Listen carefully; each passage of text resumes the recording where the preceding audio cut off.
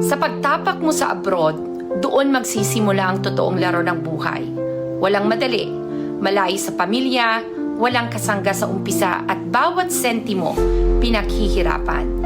Dito mo mararanasan ang gutom, hindi lang sa pagkain, kundi sa tagumpay, sa kapayapaan, sa magandang buhay. Kaya kung gusto mong mabago ang takbo ng buhay mo, baguhin mo muna ang mindset mo. Imbes na reklamo, gawing aral. Imbes na sumuko, gumising ng maaga, magtrabaho ng mas matalino.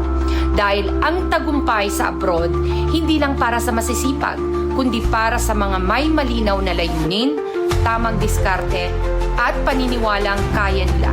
Mindset muna, bago resulta.